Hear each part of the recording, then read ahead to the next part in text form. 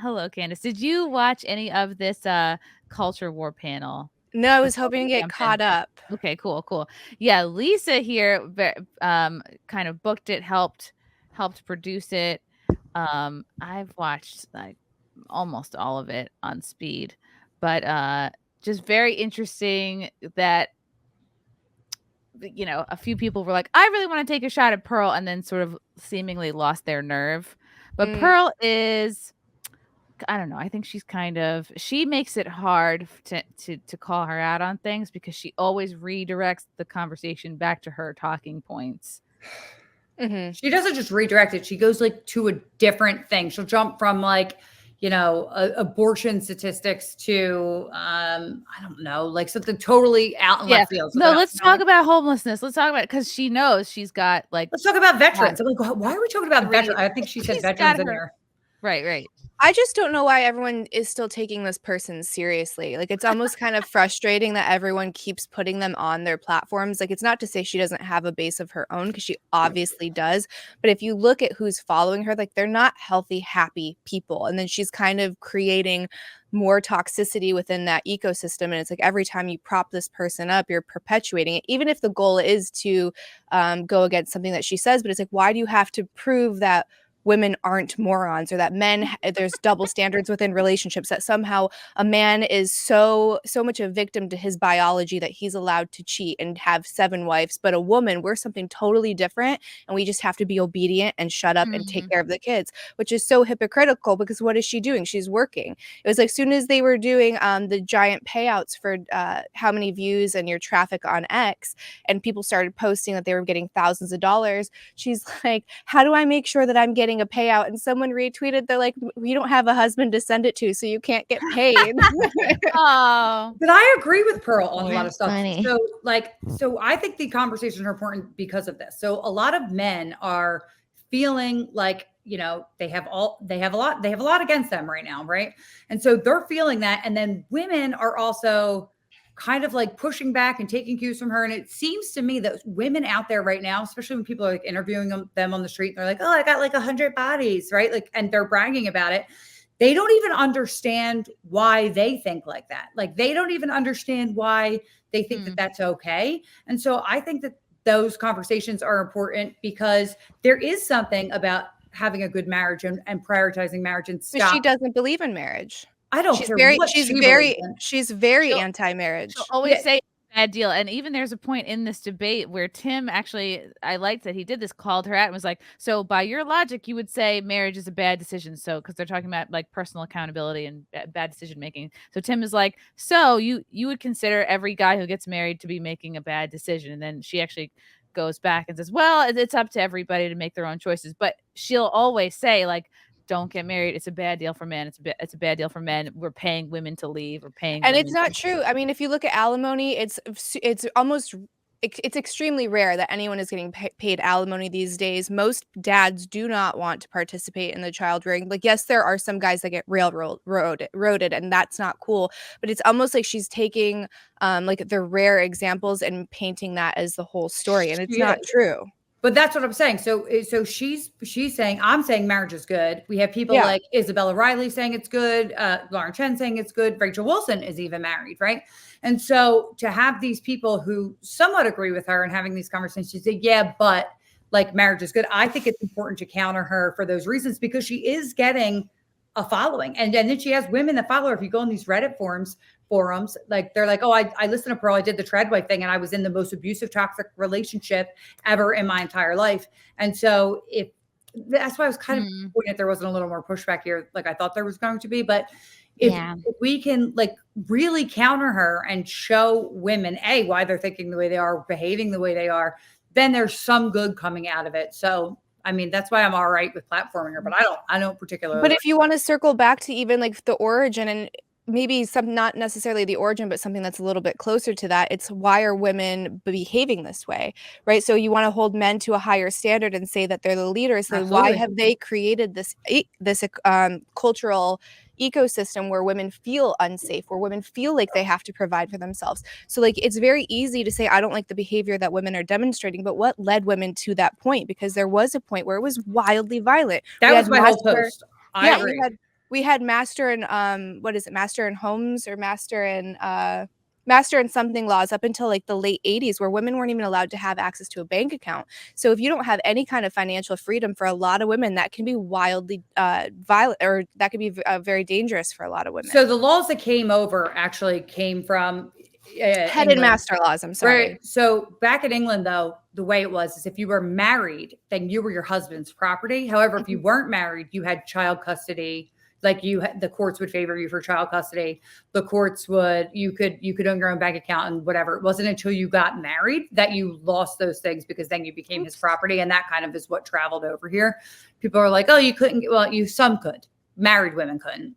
Other ones couldn't. Okay, here's my thing. I'm so mad about. I was going nuts. Yeah, my point though is that this is a great post. Thank you. Men created this, right? Men have like the monopoly on force, as what's her name? Rachel Wilson said, right? They do. They let this happen, and they let it happen because they want a free sex and no responsibility, right? Like that's why feminism got the way that it is. And so then it, metastasized, and people started buying into these things, or like it's become part of the culture. And so now you have women, and they're women by nature, biologically, they're trying to pick the best mate, right? And they're in competition with other women. And so what they do is they're competing for resources. Honestly, they're not promiscuous by nature. They're not, but they're responding to incentives from men. They go on Instagram and they see the hottest, prettiest girl with 50,000 likes on a naked bikini picture, and they start to emulate that. That's what they start to do. But biologically, women aren't made to be promiscuous. Like this post that she's bringing up, it was talking. Right, and I think Pearl strongly disputed. I think Pearl conflates the some women who like the attention and the validation from, I guess, certain kinds of sex work. I think she confuses that with actual promiscuity. But she said in the thing, it's like not just these OnlyFans horses, like there's women getting naked in the streets, right? And okay, you see some of that, like she mentioned Vegas or Miami or whatever, and you just saw that girl like flashing her boobies in the portal, right? Like I get what she's saying, but these women are conditioned to think that this is fine, and this is a lot of them think this is what men like. Like internally, they think I'm getting that constant dopamine hit from men saying, yes, I like that, or I'm looking at you, or you're the hot girl I want to take home. But they don't understand that that's a sexual desire and not like long-term partnership desire. And then they wonder why at 30, they're like, I have everything. I have a career, blah, blah, blah, blah. Nobody wants me, like that girl on Twitter today. And it's because she focused, all her young years.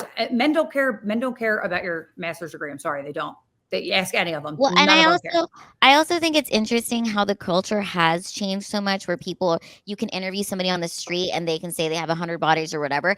I mean, I remember when I was in college, it was, oh, I never do this. I've never done this before. What happened to that? What happened? Well, they still do that. I don't know. I feel like they're really like proud of it. They're like really, really proud of it. Where it's like, that's what I always used to say. At least we used to lie about it. At least we used to say, I'd never been in this position before. I'd never even seen a naked man, Yeah. If you're reading my novel, that was one of two yesterday, because I was like so angry at Pearl. Yeah, I want to make sure we get through all the points you made on this. So your point was that women are not biologically more promiscuous, which I think, Candice, you disagree with. I think that there's a ton of evidence that says we don't know. And Jeffrey Miller is a great example.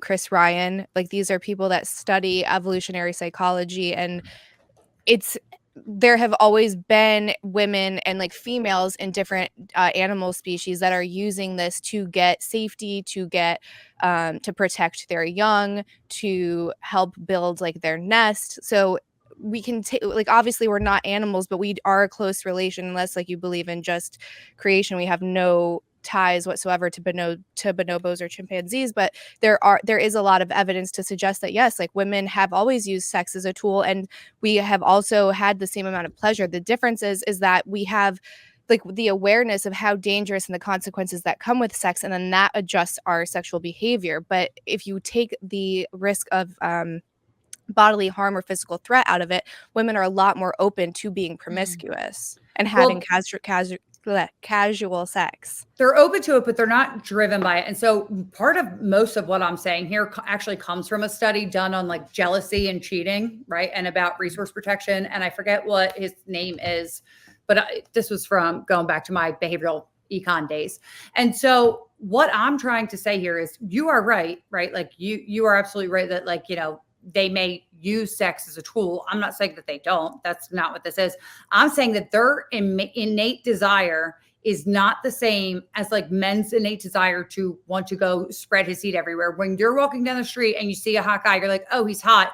You're not instantly thinking, I'd like to have sex with him. And that's what we're talking about as far as promiscuity is concerned. And that's not necessarily true either, because if you look at just so there's this idea, it's in sperm wars. So you have, the woman has multiple orgasms, right? So why does the woman have multiple orgasms when the male only has one? Also, about 95% of his semen, you ask, like, why does a woman have one egg and a dude has like this massive load? Yeah. One of the theories is that 95% of the sperm is actually used to defend and block and kill competition that is coming in. And only 5% is actually used to fertilize. So why would you need that? Wow. Like an army. You have the penis and the penis and the way that it's shaped. When you have the foreskin is meant to pump out other people's sperm. Women are more likely to cheat when ovulating because of biodiversity. It makes no sense to procreate with one person forever because that makes you succumb to different diseases a lot. No. You're rolling your eyes, which is extremely rude because it's basically because I've read don't take it so you're like studies. Getting feminist new studies out it's not that are not like I'll send this you is the debate that should have happened. I'm just saying like that. I mean, any woman that you know, when girls like, do you want like? I'm asking the girls on the panel. As far as I'm 42 years old, I've been around like tons of women my whole life. I've been a woman, right? I from all of the women that I know, right? They all wanted a boyfriend. They didn't want to sleep with multiple partners. And not just because society told them to, because after they have sex with one person, they get a special dopamine hit that bonds you to that partner. Well, it's oxytocin. So it's not dopamine. It's oxytocin. I didn't say dopamine. You did say dopamine. No, I didn't. Dopamine. I didn't. I said a chemical that bonds you to them. Maybe you can't understand my Philly accent. That might be a thing. But like my point here is that we get this special chemical reaction, right? Like our oxytocin that hits us, that makes us chemically bond with them. And so what we're supposed to be chemically bonded to like 50 million people. Every woman I know that I've almost ever met in my life, no, not one of them is like, yeah, I'd love to have sex with 50 dudes and run a train on them. Where men are absolutely like, yeah, I'd love to have sex with like 100 women at a time. Most women would feel awful about themselves. They get all types of chemical releases and things that happen in their body. Channing Tatum's, that would be fine. See, that has no like almost everybody I know, like, yeah, that would be fun to like joke about, but like, would you really want like 100 Channing's like run a train on you? Like, no. I don't know any guys that are like, I want 100 girls at the same time. We're using really extreme examples, and then also I do know them. They talk about you have your beliefs in the way that you live your life and see the world. So what's going to happen is you're going to surround yourself with similar people that have similar beliefs and outlooks on that world. No. That's not true. It is true. The kind of life I led is I hung out with gangs. I hung out with the pagans, and I got kicked out of high schools, and I hung out with like literal Bloods and Crips. And then I like went to college and did things. And then I went to work for Congress. And then I went and got into this area of life. And I've had like 50 million different lives. So, I mean, if anybody has like the craziest life, sometimes to me, I don't even know what world I'm in. I used to be a bartender for 11 years at Mako's on South Street, where all the bartenders were living a certain way. Everybody had piercings and tattoos in their face. I was the only one that didn't. Like my whole life. And you've never met a single girl that just had sex purely for pleasure. No, not any. They all wanted a boyfriend. They all wanted to settle down. Even the craziest people. How many? And then when they got used, poly. What? How many people have you met that are poly?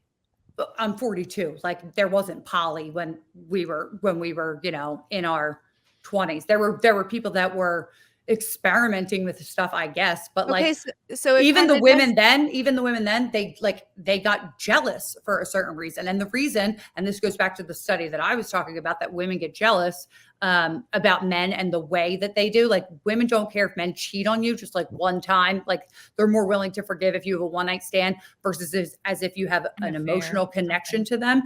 And this is research done by, I think it's done or something like that. I'll send it to you. So but the point is that because It is because that there's resources. No, I'm not saying that yours isn't. Mine's old, right? I'm saying we have competing ones, and the competing studies that I am citing say that the reason that women get jealous like that is because we are competing for resources, right? And so that's why our mate selection that's why women have been more and still are more selective. Women care about men being in the top 1%, right? Or more attractive than not. And that's because that there's genetic reasons for wanting to pass down your line, but it's also because they want to make sure that man isn't giving his resources to anybody else and he's resource rich, right? And so it's I can't talk now, but it's all the same thing. Like, women aren't wanting to share that her man with anybody just because we harbor upfront costs of death and everything else. I think you're both right. Because I think what Candice is saying is that if you look at like how much sperm versus how many eggs and like what goes on in a woman's mind, like that's why you'll have examples of a woman who she gets off birth control and then she suddenly wants a different type, or like she'll go for a different kind of man. It's like biology does play into how women are.